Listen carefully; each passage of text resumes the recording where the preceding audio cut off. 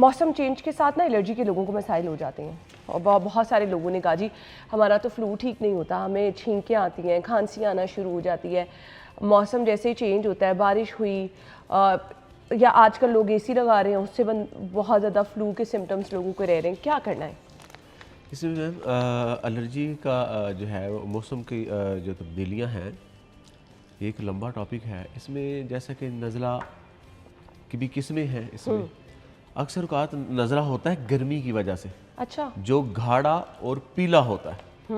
ठीक है, अगर ऐसी सिचुएशन होना हमें नज़ला हुआ मौसमी तब्दीलियों की वजह से या गर्मी की वजह से, तो वो जो मवाद होता है वो गाढ़ा और पीला होता है। तो ऐसी हालत में हमें दूध से बनी हुई चीज़ों का इस्तेमाल करना चाहिए, जैसा कि दूध में इलायची डाल लें। अच्छा, नॉर्मली तो रेशे की सूरत में और ये इस तरह की सिचुएशन लोग कहते हैं दूध, दही, चावल, ये चीज़ें आपने इस्तेमाल वो अगर सर्दी की वजह से जो पतला होता है, अच्छा, जिसमें छींकें बहुत ज़्यादा आती हैं, नाक से पानी बहना, नाक में खारिश, एलर्जी का हो जाना, ऐसी हालत में अगर गर्मी की वजह से आपको गाढ़ा रेशा निकल रहा है, गाढ़ा मवाद निकल रहा है, बलगम निकल रही है, तो ऐसी हालत में हम दूध से बनी हुई चीज़ें, दूध रस, सवियाँ, कस्टर्ड, फिरनी, रसमलाई, इस तरह की चीज़ें इलायची डाल कर लेंगे तो अल्हम्दुलिल्लाह उससे जो है वो ठीक हो जाएगा, अल्हम्दुलिल्लाह शिफा हो जाती है उससे। कुछ भी खा सकते हैं और दूध गर्म होना चाहिए और उसमें इलायची डाली। इलायची वाला दूध भी पीते रहे तो वो भी काफ़ी। इलायची की क्वांटिटी कितनी होनी चाहिए? 3 दाने, ठीक है, 1 गिलास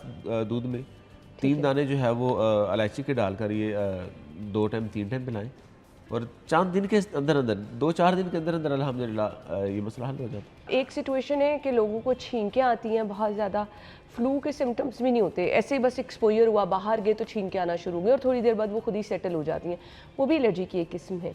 तो अगर इस तरह के सिम्टम्स हैं तो क्या करना है?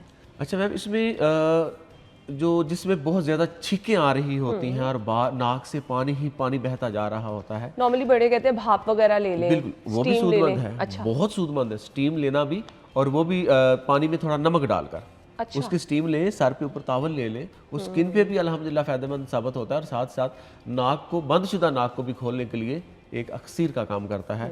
आपने 5 अदद लौंग लेने हैं, 7 दारचीनी लेनी है, 1 फिंगर के बराबर, ठीक है, और साथ ही साथ आपने 1 चुटकी चाय जो पत्ती होती है इसकी लेनी है।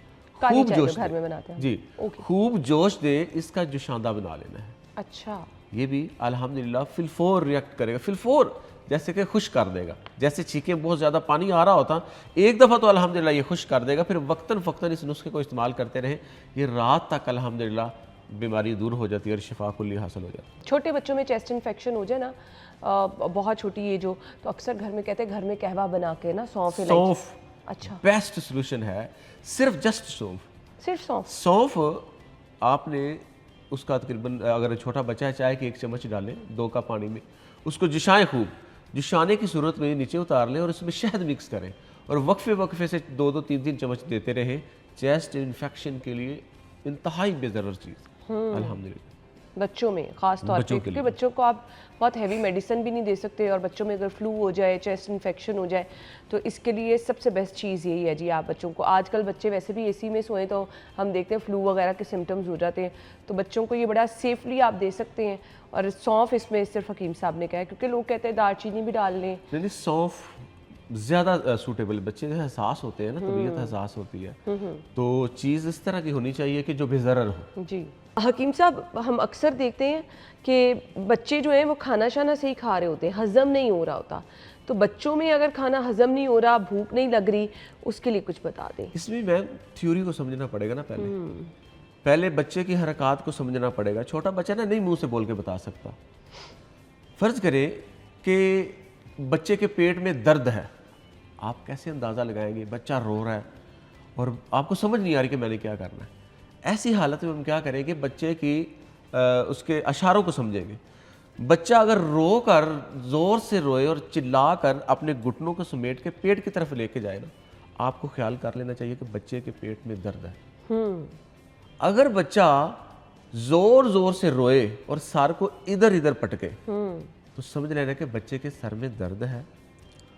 अगर बच्चा ज़ोर से रोए और रोता रोता कानों की तरफ हाथों को लेकर जाए, तो समझ लेना कि बच्चे के कान का दर्द है। अगर बच्चे की पेट की खराबियाँ हैं, जिस वक्त पेट की खराबियाँ तो बच्चा शिद्दत से रोता है, और ये जज कर लेना चाहिए माओ को, जिस वक्त बच्चा शिद्दत से रोता है ना और अपने घुटनों को समेट कर पेट की तरफ लेके जाता है, जिस वक्त पेट की खराबियाँ या पेट का दर्द होता है, ठीक है, आपने सौंफ और अजवैन दोनों का कावा बनाना है। ठीक है। सौंफ और अजवैन का दोनों का कावा बनाना है। सौंफ और पुदीने का कावा भी बन सकता है, दोनों ही बेज़रर हैं। सौंफ और अजवैन का कावा बनाएं, उसमें हस्बे हाजत नमक डाल दें और वो बच्चे को वक्तन फ़क्तन पिलाते रहें। फ़ौरन अल्हम्दुलिल्लाह दर्द से आराम हो जाता है, और जो बच्चा चीख रहा होता है, चिल्ला रहा होता है, अल्हम्दुलिल्लाह शिफा कुल्ली हासिल हो जाती है। कुछ लोग को गैस का प्रॉब्लम रहता है, बड़ों में ख़ास तौर पर, और अगर बच्चों में भी हो तो इसके लिए बता दें क्या करना है। इसमें हमें दूध बंद करना चाहिए। अच्छा, इसमें अक्सर किसी भी किस्म का आप घर का दूध दे रहे हैं, पाउडर मिल्क दे रहे हैं, बच्चों का दूध बंद कर दें। बिल्कुल। इसमें ना दरअसल जिस वक्त इंसान के मैदे में ना दो एसिड होते हैं, जैसा कि इसमें पेप्सिन और HCl, जिस वक्त उसमें बिगाड़ पैदा होता है ना, तो जो है गैसेस बनना शुरू हो जाती हैं, पेट में खाना पड़ा पड़ा सड़ने लग जाता है, उस वक्त गैसेस पैदा होना शुरू होती है। और अक्सर औकात मैदा भी ख़राब होता है, गैसेस भी पैदा हो रही होती है, और लोग जो है उनको ग़िज़ाई शेड्यूल सेट करने ही नहीं आ रहा होता, तो वो जो है वो दूध पिए जा रहे होते हैं और दूध से बनी हुई चीज़ें खा रहे होते हैं। ऐसी हालत में मामूली सा नुस्खा बता देता हूँ, अल्हम्दुलिल्लाह बड़े बड़े नुस्खों से जो है वो अल्हम्दुलिल्लाह बाजी ले देगा। गुलाब की पत्तियाँ लेनी है, गुलाब की पत्तियों में 1 चम्मच सौंफ का डालना है आपने, और उसका कावा बनाना है, जुशांदा बनाना है। ड्राई ये गुलाब गैस की ट्रबल पत्तियां के लेनी लिए है आपने कि ड्राई फ्रेश? Dry okay. ताज़ा भी ले सकते हैं। ताज़ा लेनी है तो फिर 2 चम्मच लेनी है, खुश्क लेनी है तो 1 चम्मच लेना ठीक है। गुलाब की पत्तियाँ। ये गैस ट्रबल के लिए अल्हम्दुलिल्लाह ये फौरी असर, एक तो पेट को साफ करेगा, और दूसरा जो है वो गैस के लिए अल्हम्दुलिल्लाह सूदमंद साबित होगा। और ये सुबह शाम 2-3 दिन इस्तेमाल कर लें, गैस का हमेशा के लिए खात्मा हो जाता है। कावा बनाना है इसका, दोनों चीज़ों का 2 कप पानी में डाल के 1-1 चम्मच उसको कावा बनाएं, जुशाएं, जिस वक्त 1 कप रह जाए शहद मिलाकर पी लिया करें।